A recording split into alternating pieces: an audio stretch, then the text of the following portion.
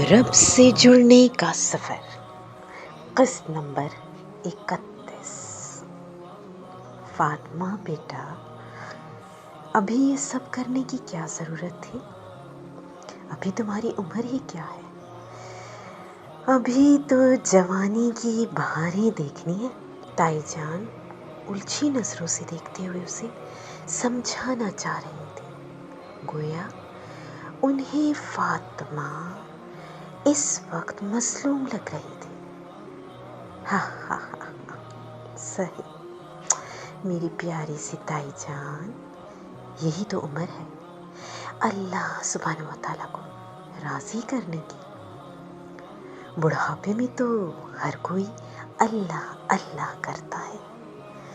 मज़ा तो तब है इताअत का जब अपनी जवानी उसे दे दी जाए। आपको पता है, ऐसा नौजवान जिसकी ज़िंदगी इबादत में गुजरे, वो क़यामत के दिन अर्श के साए तले होगा। फातिमा नकाब में भी उन्हें जवाब दे रही थी, क्योंकि पीछे सोफे पर ताया, अब्बू और उनका बेटा अक्काशा बेजारी वाली अजीब नज़रों से फातिमा को देख रहे थे। फातिमा को अक्काशा की वजह से चेहरा छुपाना पड़ा था।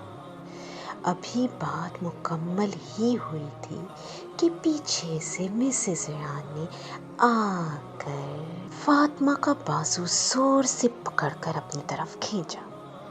आई एम सॉरी सुनहरा आपा, मुझे फातिमा से कुछ बात करनी है। जी जी कोई बात नहीं मिसेस रेहान, उनसे इजाज़त लेते हुए फातिमा को खींचकर उसके कमरे में ले गए। दरवाज़ा बंद करते ही उन्होंने उसके चेहरे पर खींचकर थप्पड़ लगाया। ये क्या गुल खिलाते फिर रही हो तुम? हाँ, तुम्हें मना किया था ना, एक बार बात समझ नहीं आती तुम्हें? फातिमा अचानक होने वाले इस रिएक्शन के लिए बिल्कुल तैयार न थी। वो हैरानो परेशान थप्पड़ पड़ने की वजह से सुर्ख तपते गाल पर हाथ रखे मिसेस रेहान की तरफ फटी आंखों से देख रही थी। मिसेस रेहान गोया उस पर गर्राई थी। तुम्हें पता है, तुम्हारी ताई आज खुसूसन अक्काशा को किस लिए लाई है? वो मुझसे तुम्हारा हाथ मांग रही है।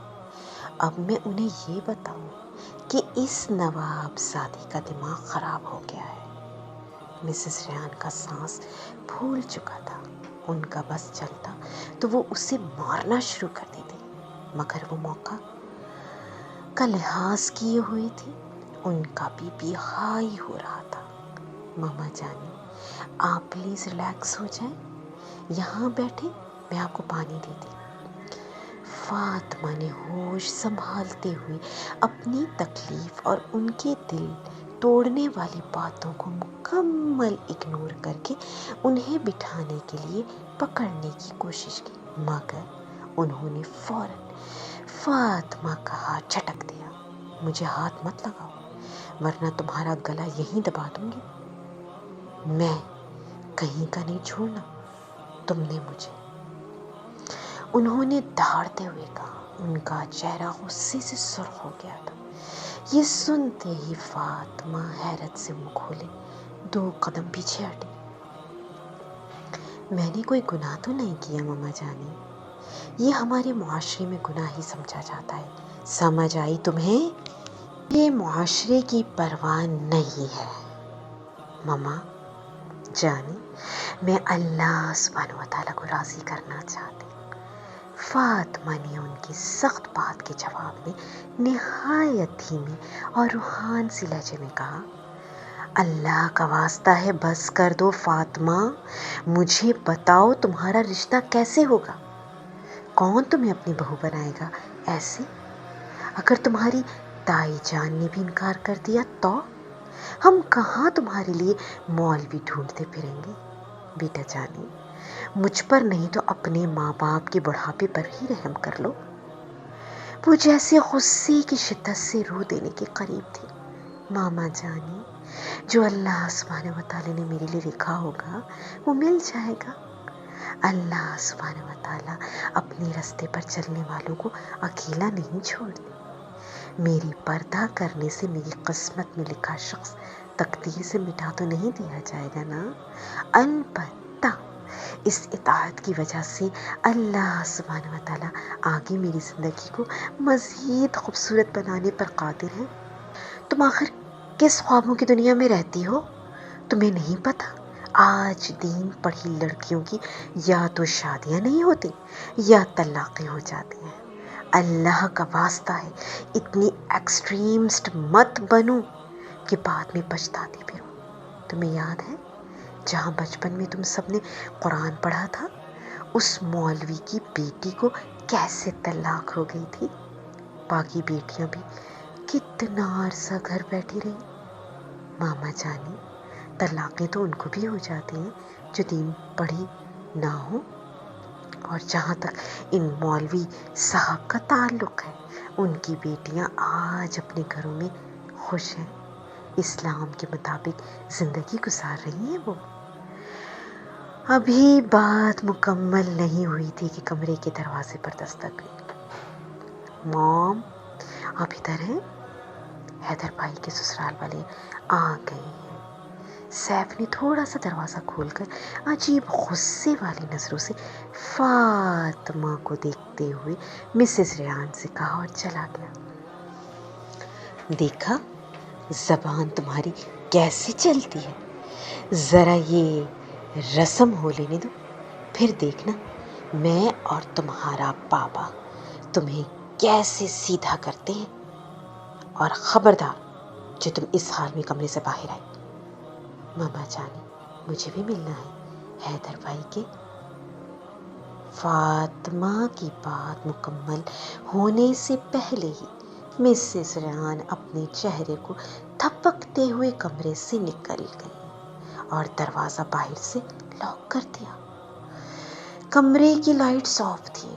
وہ بیڈ کے ساتھ ٹیک لگائے نیچے فرش پر بیٹھی ہوئی تھی۔ اس کے سلکی بال اس کے شانوں پر پھیلے ہوئے تھے۔ مسلسل رونے کی وجہ سے اس کی آنکھوں کا کاجل پھیل چکا تھا۔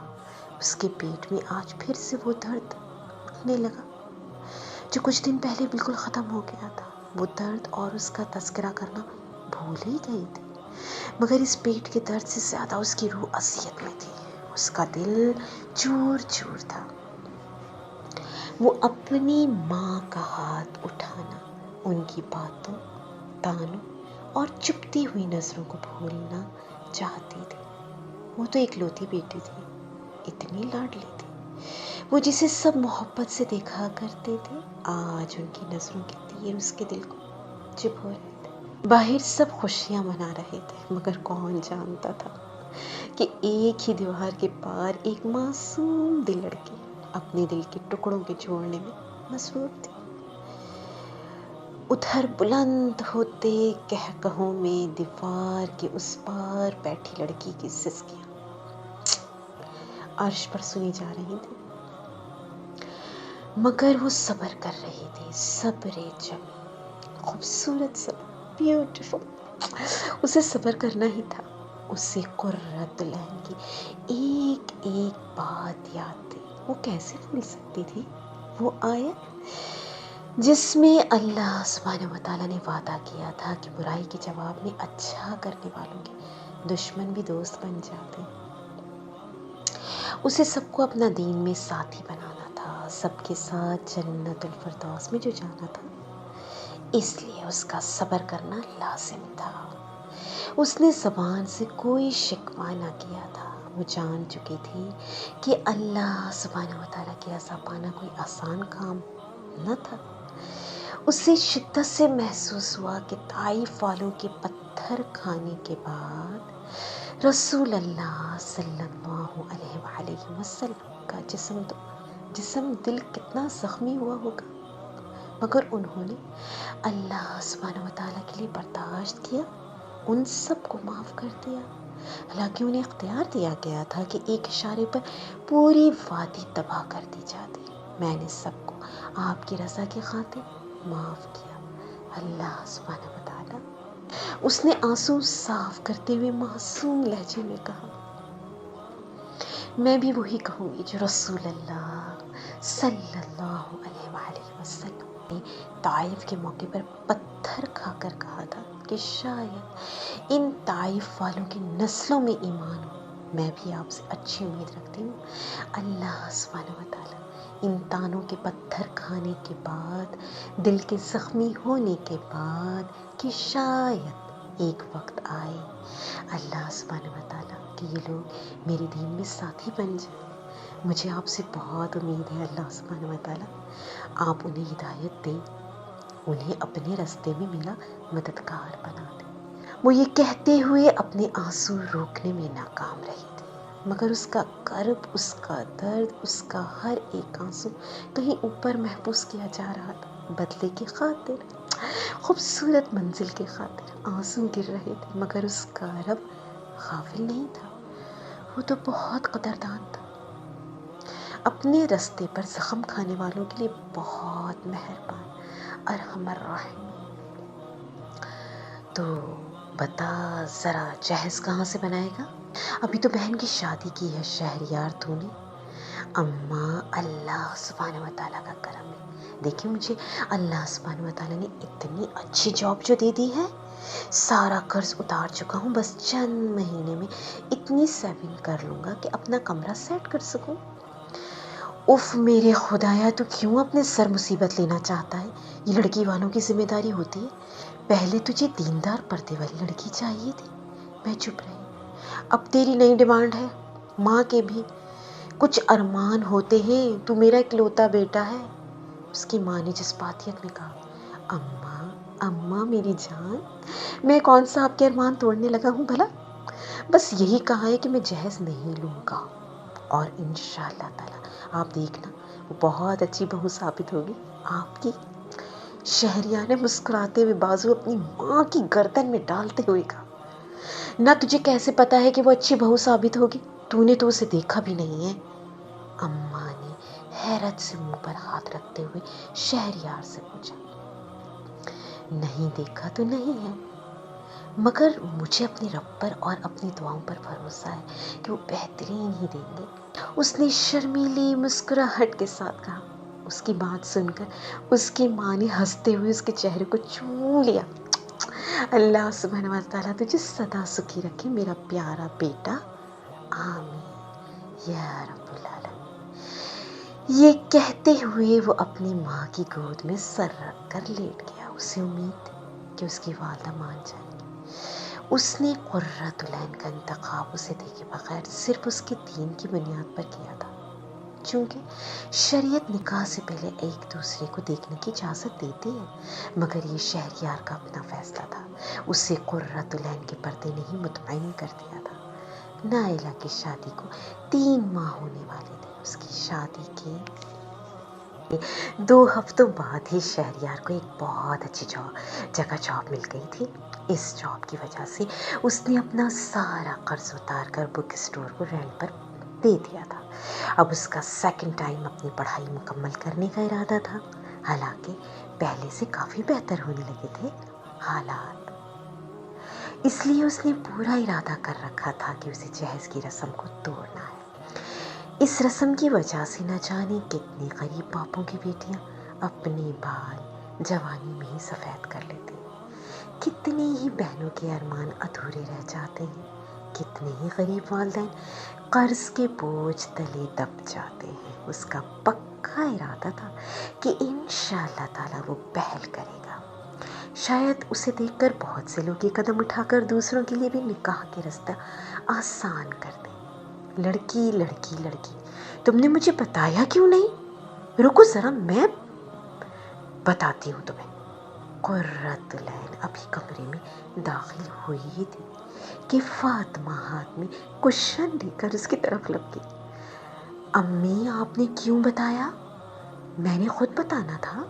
وہ اچانک یہ سب دیکھ کر مصنوعی ناراضگی کا اظہار کرتے ہوئے कमरे से भागते हुए कहने लगी, फातिमा एक हफ्ते बाद हैदर की मम्मी की मिठाई लेकर किर्रत के घर आई थी कि आंटी ने उसे किर्रत के रिश्ते के बारे में बताया।